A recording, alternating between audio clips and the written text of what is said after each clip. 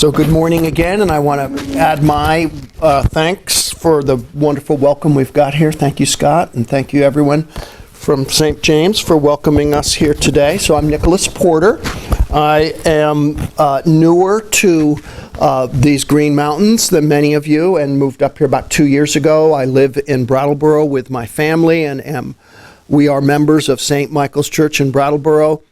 And more recently, I am also a member and pastor at St. Mary's Church in Wilmington. And I'm delighted to see Judith from Wilmington. And thank you, Bishop, for helping me out. Always need help. Just so that before we jump in here, just so you know, just a thumbnail about me. I have family members who died in the Holocaust. I have family members who are German. And I have family members who are amongst the oldest family in the city of Damascus. Okay? So I am really tangled up in all of this. Okay? You should also know that since I was about 9 years old, I have been deeply intrigued by what's going on in the Middle East and have devoted a lot of my life and study and ministry there. So, bring it on, okay? All right? So that's the classic view of Jerusalem, the holy city, the navel of the universe, right there in that big gold building. Dome building is the Dome of the Rock that we believe is over the old temple. Okay, so there is the Middle East, the classic Middle East. Jerusalem's right there, by the way, where you see that little bit of white, all right? We've been hearing a lot about Iran. We've been hearing some about Saudi Arabia, lots about Turkey and ISIS all in here, and just want you to look at that geography. What's the clearest thing you see about the geography? That's not a rhetorical question. Somebody shout it out. What do you see? Okay, big thing at Saudi Arabia, but also look at all the water around it, okay? Middle East is a nexus point. Okay, it's where 3 continents connect: Europe, Africa, and Asia. Lots of waterways that are very key to that, but along with sea lanes are also air corridors. You know, we say, oh, shipping's not such a big deal. Actually, shipping is a huge deal. But it's also air corridors, so planes fly over this. Lots of oil. And there's starting to be, of course, atomic weapons in the Middle East, and Israel has had atomic weapons for a long time, but other countries too, along the edge here. Okay, so it's also a part of our world that we are deeply connected to, whether you are conscious of that or like it or not. Okay, whether it's from, this is a part of the world that our God chose to really speak to us very clearly. In Judaism and Christianity, and certainly Muslims believe also that as well. And so there's no escaping it. So let's learn a little bit more about it, okay? So just let some of this stuff wash over you. What I want you to know is that the Middle East is not all deserts. So get Peter O'Toole's Lawrence of Arabia out of your head, please. Okay? It goes everything from alpine in Yemen, where there's a civil war going on right now, where there was snow on the tops of the mountains all year long, like Switzerland, to subtropical, which is like the Jordan Valley, where it's like lush banana groves for as far as your eye can see. Okay? And I also want to remind you that along with the trading and commerce that comes with that geography, is there's highly developed systems of agriculture there. And in fact, all but about 8 or 10 of the world's commercial crops were domesticated in the Middle East. All of them. And the ones that are not are big ones like raspberries, strawberries, pecan, tomato, potato, and corn. So those are the ones not, almost everything else was domesticated in the Middle East, okay? A little closer to what we're looking at here, where Bishop Tom spent a lot of his sabbatical, where I have lived and worked myself. I used to take care of the Anglican Archbishop of the Middle East for a number of years. Jerusalem, Bishop Tom spent a lot of time in Bethlehem, which is here, and then up here in the Galilee, where our friend Jesus also spent a lot of time. There's Jordan as well. There, that's the Mediterranean Sea. Okay? What I want to also remind you is it's more than Arabs and Jews. Okay? We have this awful binary idea, but also Armenians, Kurds, Iranians, Circassians, Berbers, Ethiopians, Greeks, Turks, Georgians, Chechens, Turkomans. Okay? My mother's family, Arabic speaking, right? But they're actually Greeks. They're Byzantine Greeks. Okay, they emigrated into the Middle East in the 300s. Okay? I want to just also remind you that why it's very mixed up and therefore hard to have a nation state like in Syria, which I know you've been hearing about whether you wanted to or not, is because it's been empire. And empires allow people to move around, okay? That commerce does that, invasion, famine, plague, cause people to move around a lot. They create a human mosaic, all right? And in that mosaic are, here we go, Peter O'Toole again, right? You've got your sedentary people that are farmers, village people, are always in tension with the nomads, okay? So there's your Lawrence of Arabia. Maybe a little bit like Vermont now, urban-rural tensions a little bit, right? This connects to what's happening both in Israel, Palestine, and ISIS today, and also Yemen. There is always a tension in the Middle East, elsewhere too, but we're talking about the Middle East, between the majority groups and the minority groups. And you could lay on top of that this issue of homogeneity and heterogeneity. Homogeneity, everything being the same. Heterogeneity, meaning diversity and difference. You're really seeing that in Syria, where there are lots of minorities and it's actually a heterogeneous society. Israel is actually quite the same way too. Palestine, curiously, is not, but Israel is. And yet the majorities in Syria, that would be Sunni Muslim Arabs, kind of ISIS types, ignore the minorities, sort of devalue them, and say this heterogeneity is wrong. It's this nasty little human habit of saying that difference is deficient, right? And if there was anything so wrong, it's that, right? All right, so look at that. Yeah, they're fleeing for their lives. That's a shot from Syria. That's kind of what hell's going to look like, okay? I chose this shot to show you just the incredible Armageddon that's taking place in Syria, okay?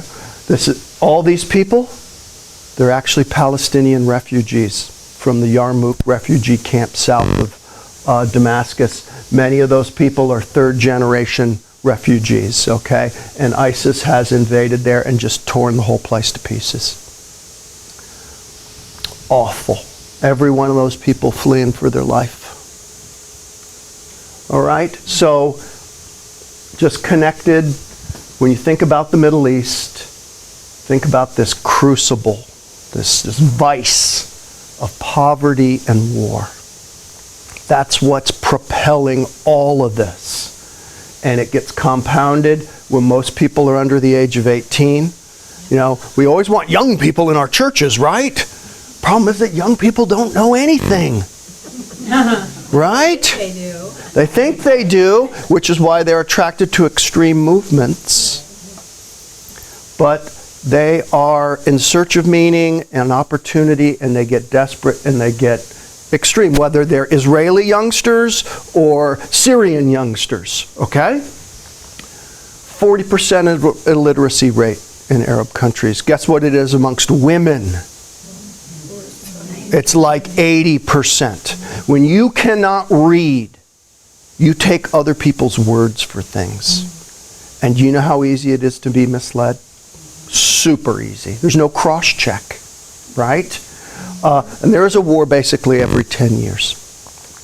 So you won't know it, but there was a Jewish-Palestinian war in 1926 and 36, 48, 56, 67, 73, then 82, right? We can just, about every 10 years, and we're about there again, okay, in the 10-year cycle.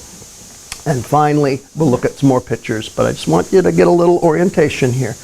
There's a lot of social dislocation. That's the migration, that's losing your job, that's your kids, disowning you, or your parents disowning their kids, right, caused by this. And there's always a tension between tradition and change, right? It's always kind of, what it's like? It's like two parts of a grist mill, always turning against itself, right? As it gets pushed and pulled. Okay? So there we are. This is what we're really focusing on, right? What we call the Holy Land, the land of promise, and that includes this lighter brown area, which is the legal state of Israel. It includes the Palestinian territories of the West Bank, which is the largest part, and then the Gaza Strip, where there was the fighting last summer. Okay? Remember that diversity piece? Inside of Israel, 40% of the citizens are non-Jews. Okay? They're Arabs who have Israeli passports. And of those Arabs, some of them are Muslims, some of them are Christians, and some of them are a third group called Druze people, which is a religion that is a mix of Islam, Christianity, and sort of Hellenistic religions.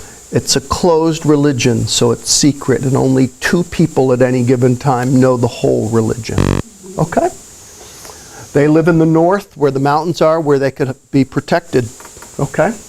But there it is. There is our beloved Jerusalem right on the edge. Okay?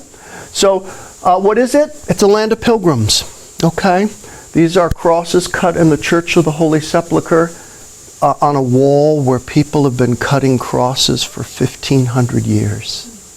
You get to run your hand down that when you go there, touching all the people who've gone before us. That's an Ethiopian Orthodox bishop who I had a great conversation with. With great fear and trepidation, I went up to him, telling him I'd been in Ethiopia and worked with the Ethiopian church. And he breaks out in a New Jersey accent. He was from Jersey City, okay? On pilgrimage himself, okay? So it's a land of longing, all right? Jews long to return. We long to return. Everybody does, and this is from the Mount of Olives, looking across at Jerusalem the Golden there, okay? It's a land of spices and markets, right? It's where the world meets. It's the intersection of the world. It's a place where holy places actually move around, okay? Because invasion causes memories to change. Does anybody recognize these 2 spots? What's our feast day today? Okay, so this is today's Church of the Ascension on the upper part of the Mount of Olives. That's actually a mosque technically today, but it's what's left of a Crusader church. Okay? What the Crusaders didn't realize, because the Persians in 619 had destroyed the original church, is that. They're about 200 meters from each other, okay? If you've been on pilgrimage, that's the Paternoster Church, okay? This is where the earlier Christians thought Jesus ascended. Crusader said, no, he's got to go from the highest spot. He'd only pick the highest spot. Moves around, okay? It's a land of contrasts. We talked a little bit about that. So really rugged desert to just beautiful, lush areas. It's a land of healing and holiness. So this is the beautiful shrine to St. James. I was thinking about you. In Jerusalem, and that's a nurse at the St. John's Eye Hospital, of which I'm a big supporter. Okay, it's a land of conflict and beauty. It's beautiful, huh? Anybody know what that Arabic says? It's basically cursing Christians and the idea that God is three and one. Okay, so in the midst of all this kind of beauty are a lot of jagged edges. All right, it's a land of life and death. Okay, these little guys, and that's looking across the Church of Mary Magdalene, the Russian Orthodox Church, and this is the Muslim graveyard that you're looking onto on the other side. Okay, and there's Jerusalem the Golden. This is the iconic building, Dome of the Rock. It's a mosque and a shrine, Muslim shrine. It's built over the rock, we believe, and I got to stress believe, was the stone in the center of the Jewish temple where sacrifices were made. Okay? And then behind it is the Church of the Holy Sepulchre, where the earliest Christians remember Jesus being crucified and rising from the dead. Okay? There's the old city. When we were just looking a minute ago, we were out there looking. Okay, the city's divided into quarters, right? It's that diversity and tension. Lots of different quarters, actually, more than 4 technically, because there's a quarter here that's been disbanded. But you know, as people try to live together, but not. Church of the Holy Sepulchre is right there. Christian quarter, Armenian Christian quarter, but non-Arabs, right? Muslim Arabs, Jewish quarter, and then all this area here used to be called the Moroccan quarter. It got demolished. Okay? So there's the Jewish cemetery on the Mount of Olives. Little teeny graves, you know, just the size of a plot. Anybody have a sense of how much one of those would cost? Over $1 million. The Jewish tradition is that if you get buried here, on the day of resurrection, you're first in line. Because you would not want to wait, right?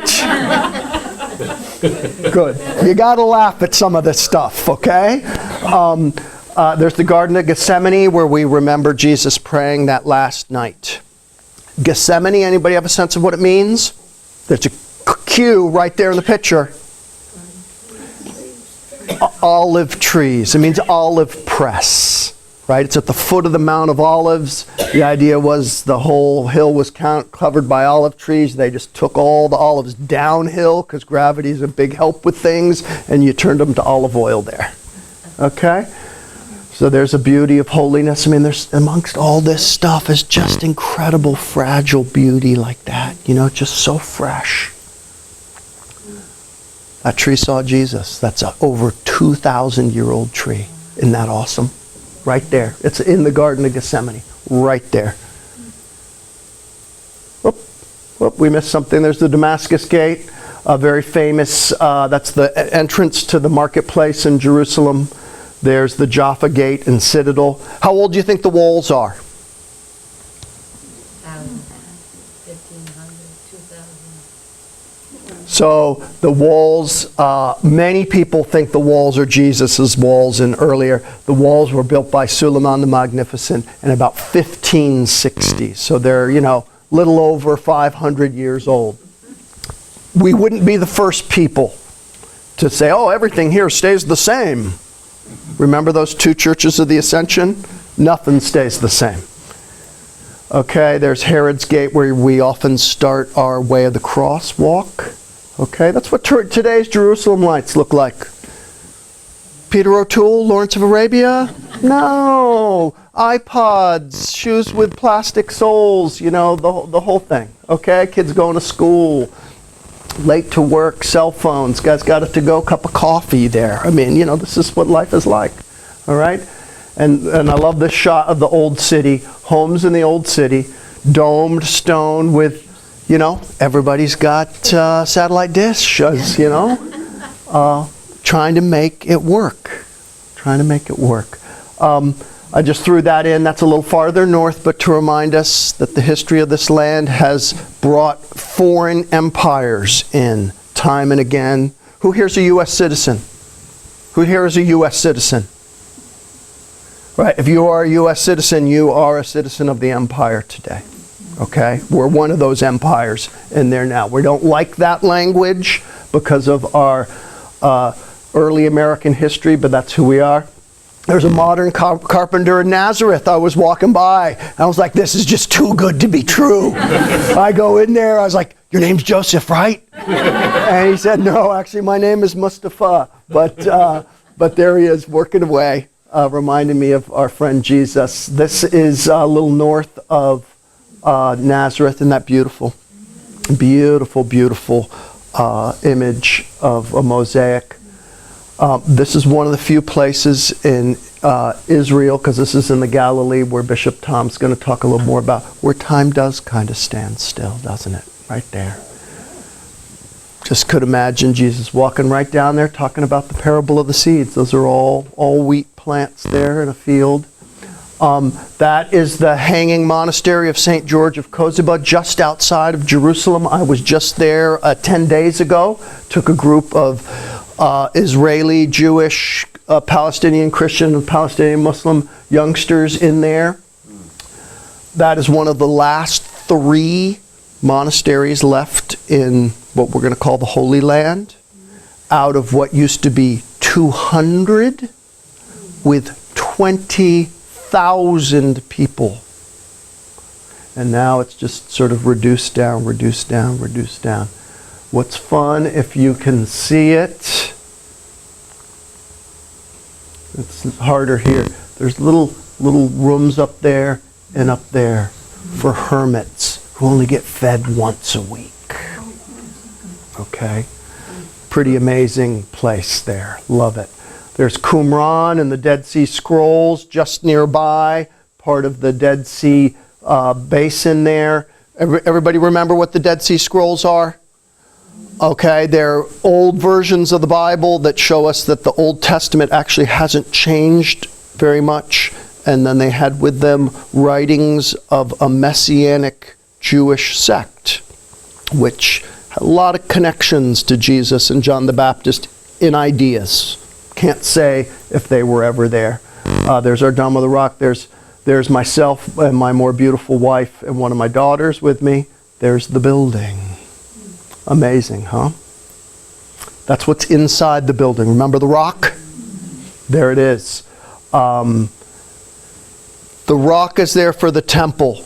This idea that is the rock where Abraham sacrificed or wanted to sacrifice his son Isaac is a more modern idea. I hate to do that to you, okay? So the Western Wall, the holiest place in Judaism, is on... That's like the basement wall of that beautiful building we just saw, okay? And different kinds of Jews praying. Okay?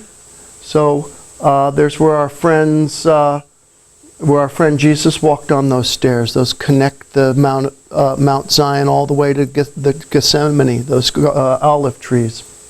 Okay? That's a shot of the Church of the Holy Sepulchre. You'll remember that Christianity really got its footing in the Middle East in the 300s, early 300s. Christians there before, but it becomes sort of state-sponsored in the 300s.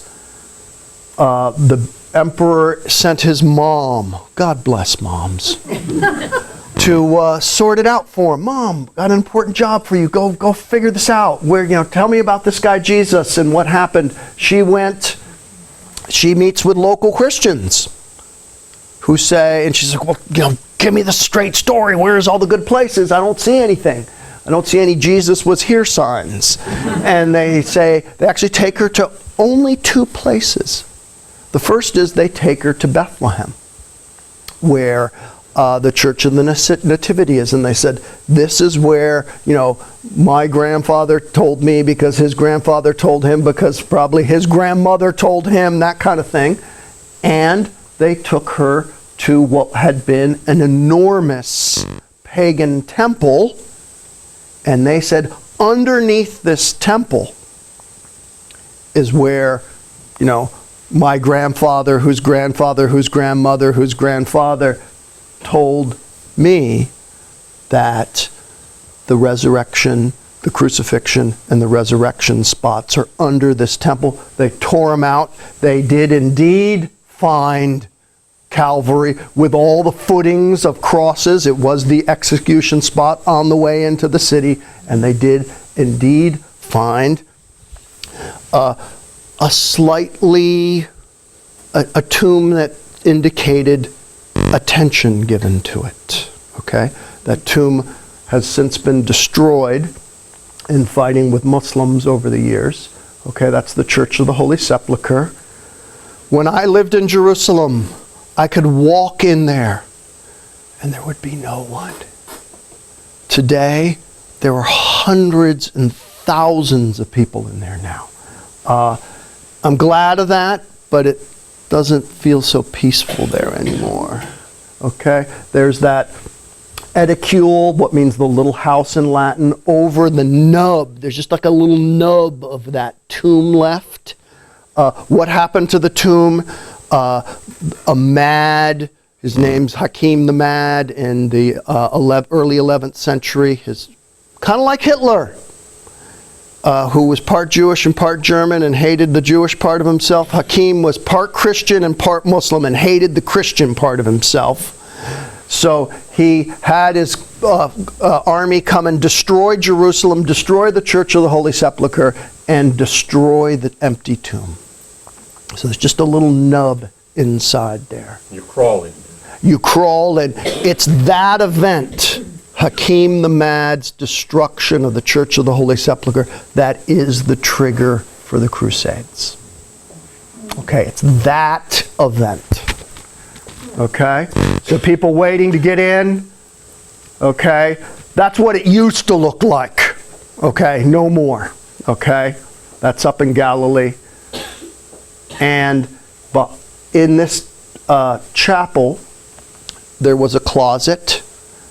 A friend of mine looked at that closet for years, and he said, "There's got to be something behind the closet wall."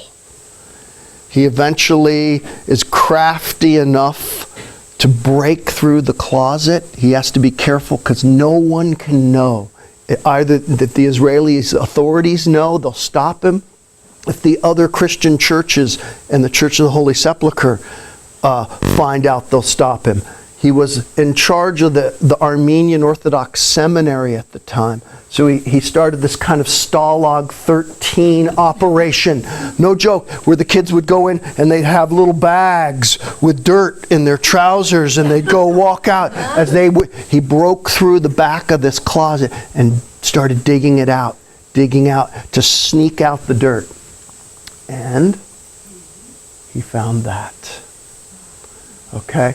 That is a bit of 2nd century, okay? That means like in the 100s, pilgrim graffiti of a boat, the kind that was used in Greco-Roman times. And it says in Latin, "Lord, we have arrived."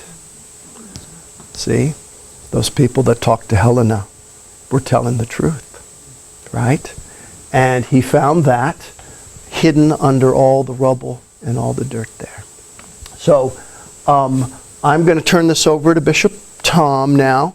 What I want you to leave you with is just remember, lots of diversity, lots of complexity, and yet there's always tensions there and within us to make it binary. Us, them, Arab, Jew, Sunni, Shiite. It's much more than that going on there. And when we can embrace that, we get closer to the truth. And we get a lot closer to, I believe, God's will for us in the Middle East, as peacemakers, as leaders.